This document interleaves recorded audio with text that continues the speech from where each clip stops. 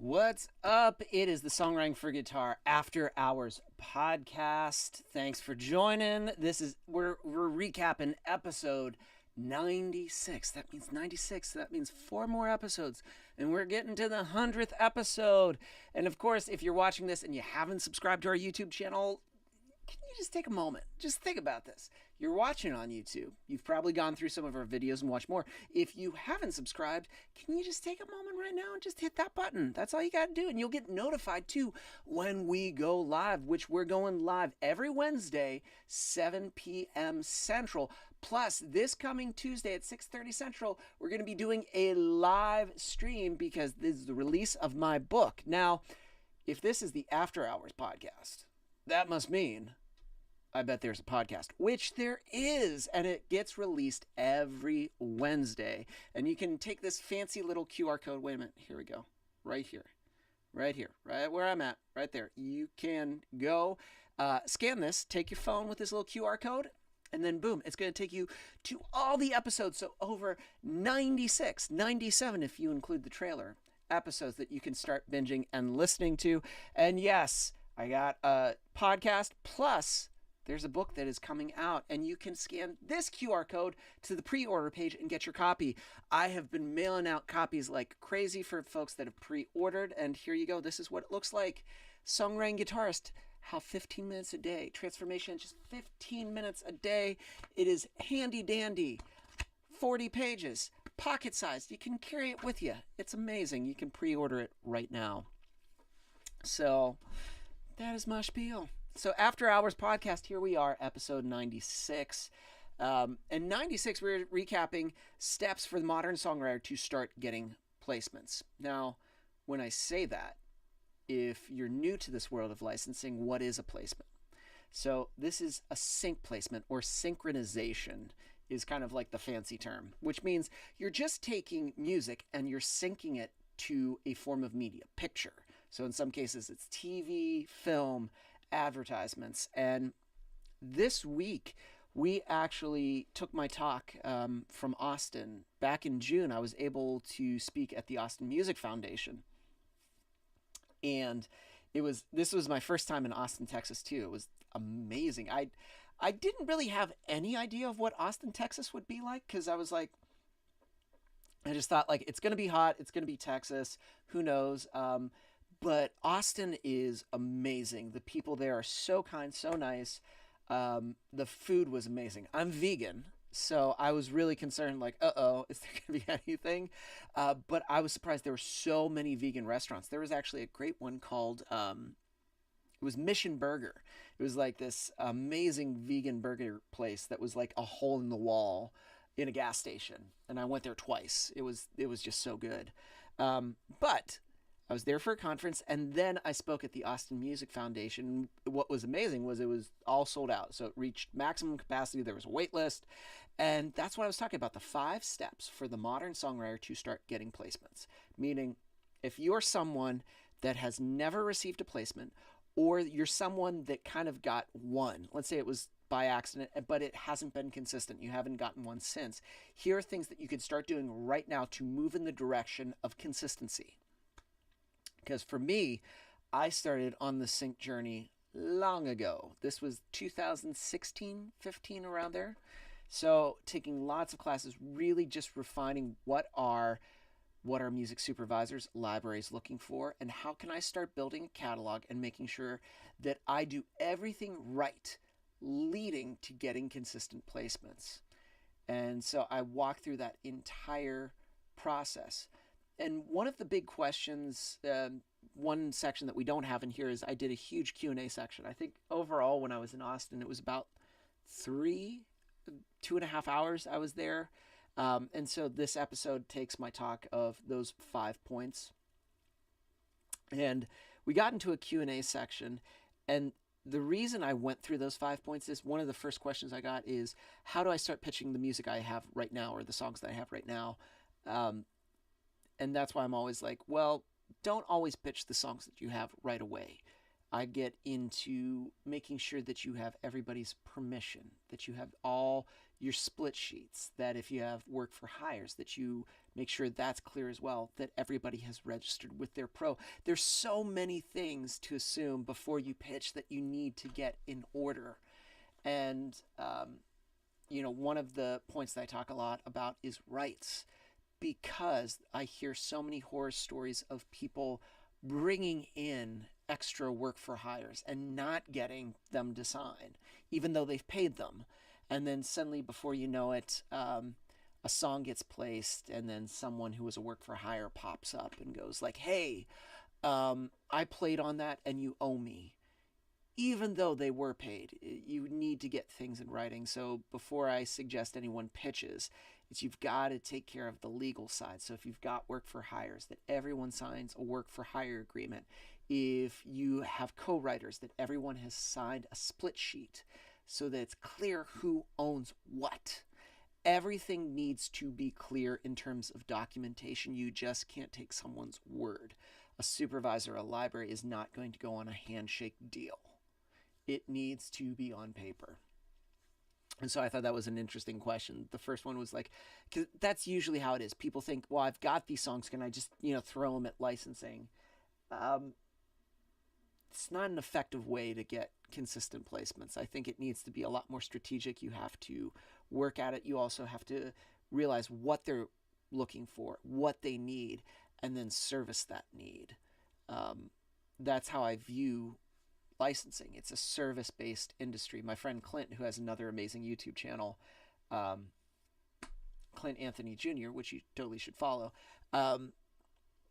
we always think it's funny. It's just like, he says the same thing, I say the same thing, and I'm always like, oh, it's so refreshing when I hear it again and again.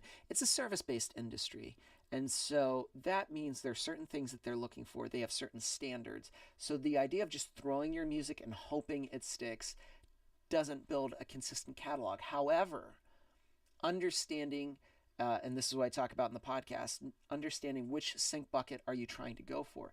TV and film, are you trying to go for advertisements? Are you trying to do underscore? Are you trying to do trailers?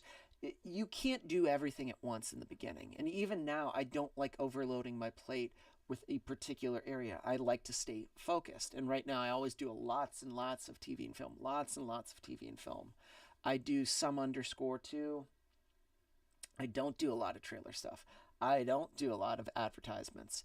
I kind of stay in that TV and film bucket and the underscore, but I'm slowly moving to those next level things. So at the beginning, it's a lot easier to get in those reality TV shows.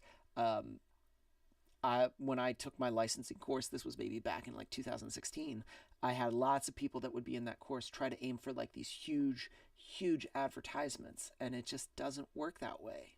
There is a ladder in which you climb, and it's a lot easier to climb that ladder when you're not trying to skip steps. It's a lot easier if you're just starting on one than two. So that means the reality TV shows. And I talk about research. Researching is a big thing, because if you're using things like TuneFind, which I think is by far one of the most reliable things out there for songwriters to start listening and researching, you can really find what's working on these shows. They're going to show you the playlist. They're going to show you the show that was used. They're going to talk about the scene. They give you all the information you need so that you can start taking that, start developing it, and then immediately start creating. So the research side is huge. So, one of the two, or at least those two things I talk about here in this podcast out of the 5 things, if I were to say the biggest things to take is the documentation side, but the research side. I think people are shocked to learn that I listen way more than I actually do play or create. I'm always listening to songs more and more. I'm always creating playlists and listening. I'm always analyzing.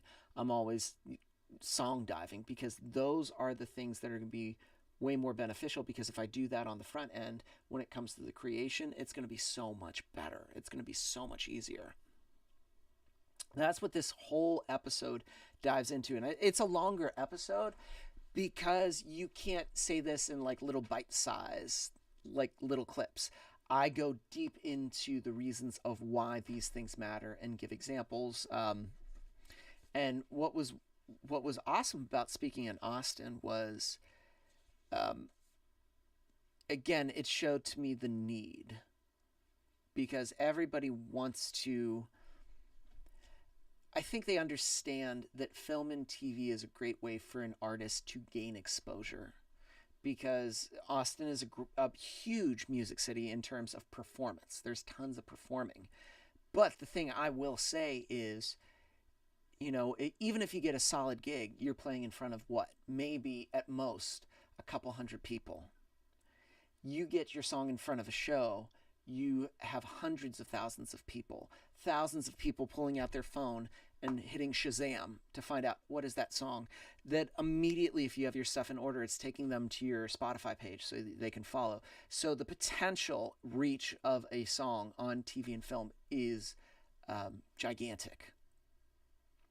And so that just kind of hit me, that when I was speaking, the reason there was a lot of people, and why it was maxed out, why there was a wait list, because artists and songwriters understand the power of the medium, the power of film, the power of getting your songs onto TV and into hundreds of thousands of people, potentially millions of people. Also, too, if you think about replays and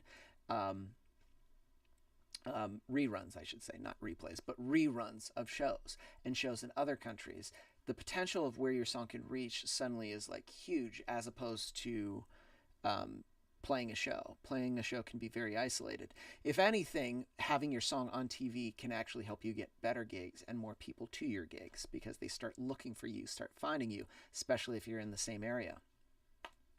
So I feel if you listen and you understand the needs, you're going to start to get on their better side. If you've got the legal side taken care of, if you understand radio quality songs, if you understand dynamics, I could just keep on going. If we understand all these things, the likelihood that you're going to hit the mark more and more and more and more and way more consistently, and be known as a person that understands what's needed, the chances of you landing something again and again and again and again are going to be much higher than someone who just throws their song or hopes that something happens.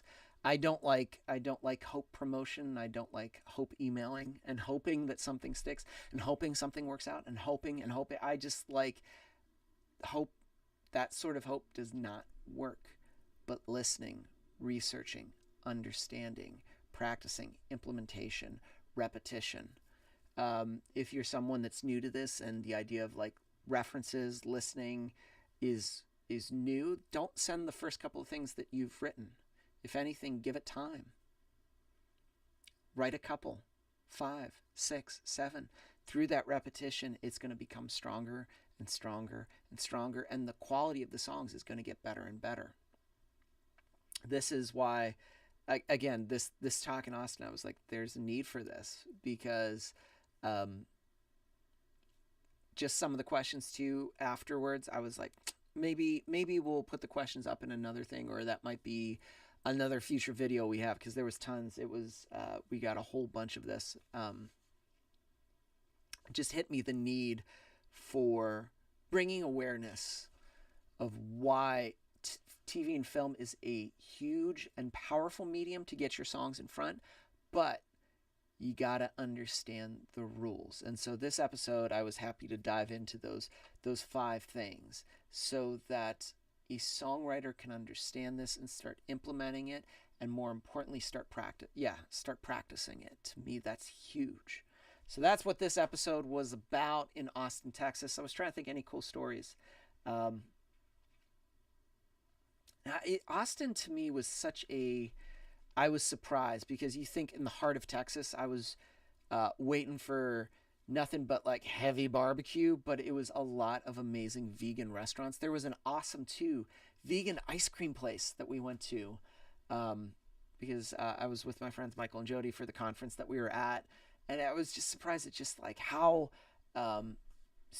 yeah, very like the food choices for me were huge. Mission Burger, again, shout out to Mission Burger. Even thinking about it, my mouth is watering. I got the Mission Burger. They also had like a crunch wrap that I got that was delicious. Vegan crunch wrap. And if you go there too in person, they give you a free cookie because they say if you're new and this is your first time, you get a free vegan cookie. So like while I was waiting for my burger and fries, I just ate a cookie and it was delicious. So there you go. That's really what this was about. Yeah, it's about licensing, but it's also about Mission Burger. So just a reminder, this Tuesday, 6:30 Central, it's going to be the book launch party here on our YouTube. So make sure you're subscribed and make sure you also pre-order the book. I'm going to be sending out another batch tomorrow. So this is it. I feel like I've been at my post office so much this week, the most I've ever been to the post office, actually. And also, too, don't forget the podcast. You can stream the podcast right now, all 96 episodes. We are creeping up to that 100th episode. And of course, make sure you subscribe to this YouTube channel because, again, this Tuesday, I'm going live for my book launch party. We're going to be giving away stuff. It's going to be amazing. Right here's the book. So thanks, everyone, for tuning in. I hope you have a great rest of the week. And I will see you Tuesday at 6:30 Central for my book launch party here live on YouTube.